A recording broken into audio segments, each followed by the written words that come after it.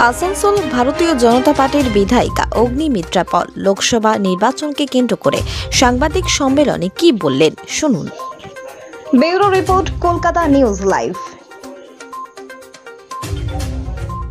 এসেছি, আপনারা অলরেডি জানেন যে 2011 থেকে 2021 অবধি ক্যাগ রিপোর্টে মমতা ব্যানার্জি আপনার সরকার 1,95,000 কোটি টাকার হিসেব দিতে পারেননি। ম্যাডাম, আপনি কি বলতে পারেন যে টাকাগুলো কোথায় আপনি খরচা করেছেন? এবং এর মধ্যে থেকে একটা লামসাম খরচা হয়েছে হোম ডিপার্টমেন্টে, তার সাথে রয়েছে পঞ্চায়েত, তার সাথে রয়েছে শিক্ষা। কিন্তু এই টাকাটা তো আর টিএমসির পার্টির টাকা নয়, এই টাকা মোদিজির কেন্দ্র সরকারের পাঠানো টাকা গরিব মানুষের জন্য। তাহলে এই টাকা যদি আপনার সরকার চুরি করে থাকে, আপনি কেন তার হিসেব দেবেন না? আপনি আম্বেদকর স্ট্যাচুর নিচে বসে আন্দোলন করে আপনি বাংলার মানুষকে কি বলতে চাইছেন? আপনি জবাব দিন। আপনার সাংসদ সুদীপ বন্দ্যোপাধ্যায় সেদিনকে পার্লামেন্টের ফ্লোরে বলছিলেন যে আমাদের টাকা দিয়ে দিন। মাননীয় প্রধানমন্ত্রীর সঙ্গে সঙ্গে বলেছেন ক্যাগ রিপোর্টটা দেখে নিন। ক্যাগ রিপোর্টে আপনি গোলাবার চেষ্টা করছেন। আপনি বলছেন যে না না, 2004 থেকে সেটা হয়েছে, 2004 থেকে 2011 অবধি সিপিএম আমলে করেছে, ওটা আমাদের কিছু নয়। গোলাবার চেষ্টা করবেন না। 2004 থেকে 2011 অবধি বামফ্রন্ট সরকার কোনো ইউটিলাইজেশন সার্টিফিকেট দেননি 30 কোটি টাকার, 30 লক্ষ কোটি টাকার। আর তারপরে 2011 থেকে 2021 অবধি আপনি দেননি, আপনার সরকার দেননি 1,95,000 কোটি টাকার। দুটোকে মেশাবার চেষ্টা করবেন না। আপনার যারা এই স্পোক্স পার্সন আছে না, তারা যারা মানুষকে কনফিউজ করার চেষ্টা করছে উল্টো পাল্টা তথ্য দিয়ে, কিছু লাভ হবে না। সুতরাং বাংলার মানুষ হিসেবে, বাংলার নাগরিক হিসেবে মুখ্যমন্ত্রীর কাছে এই প্রশ্ন রাখছি, 1,95,000 কোটি টাকার যার ইউসি সার্টিফিকেট আপনি দেননি, সেই টাকাটা মমতা ব্যানার্জি আপনি কোথায় খরচা করেছেন? বাংলার মানুষকে আপনাকে জবাব দিতে হবে।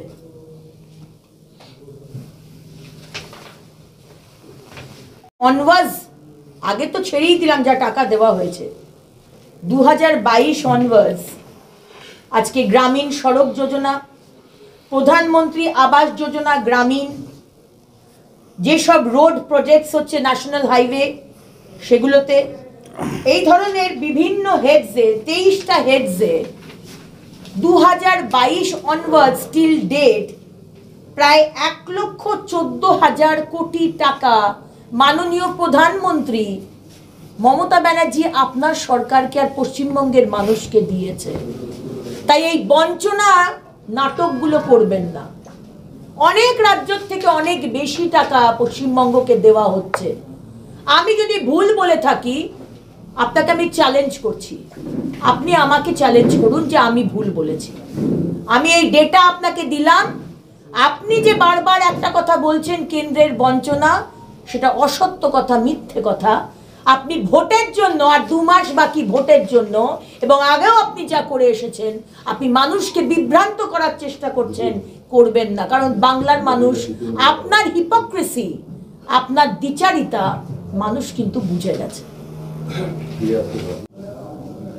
আজকে যে বিষয়টি আপনাদের সামনে তুলে ধরতে চাই, সেটা হচ্ছে গতকাল মাননীয় মুখ্যমন্ত্রী মমতা বন্দ্যোপাধ্যায় বলছেন যে মহুয়া মৈত্রকে নাকি বিজেপি সরকার ইচ্ছে করে জোর করে নাকি তাকে সরিয়ে দেওয়া হয়েছে, এবং তিনি আবার করে টিএমসি টিকিটে নাকি দাঁড়াবেন, সেটা মুখ্যমন্ত্রী বলছেন, এবং মানুষের ভোটে নাকি জিতে আসবেন।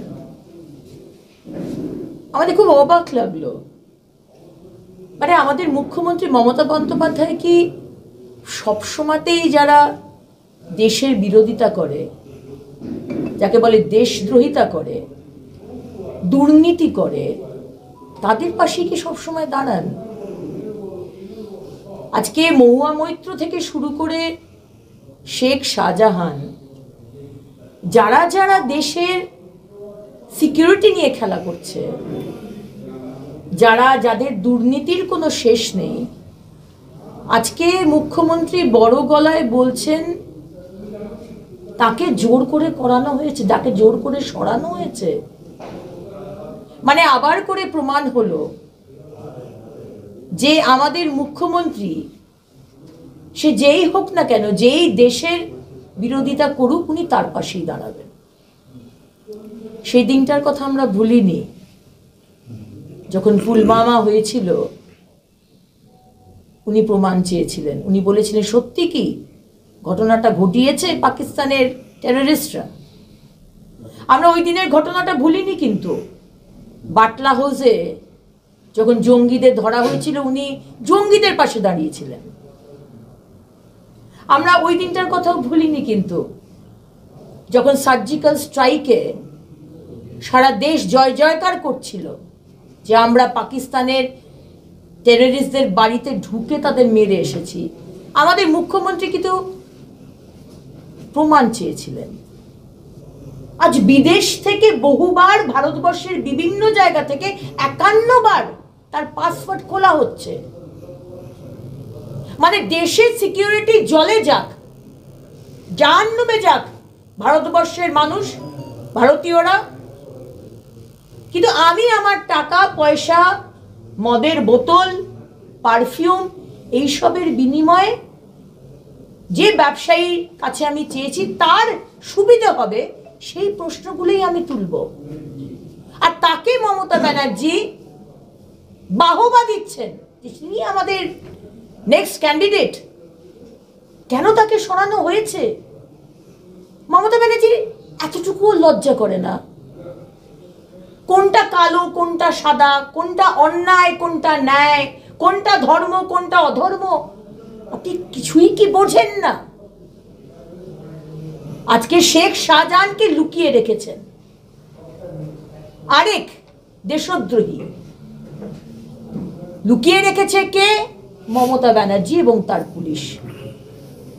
এবং এই বারবার আমরা এই বিষয়টি দেখেছি যে আজকে যে মোদির গ্যারেন্টি বলা হচ্ছে, মোদিজির গ্যারেন্টি কি? যাতে দেশ এগিয়ে যায়। আমাদের মোদিজির গ্যারেন্টি কি? যে আমাদের 4টে জাতি, মহিলা, যুব, গরিব এবং কৃষক, তারা যাতে এগিয়ে যায়। আমাদের গ্যারেন্টি কি?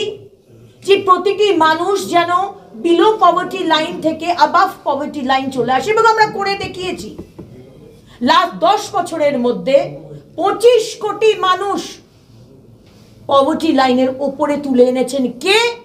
ভারতীয় জনতা পার্টি এবং মাননীয় প্রধানমন্ত্রী নরেন্দ্র মোদীজি।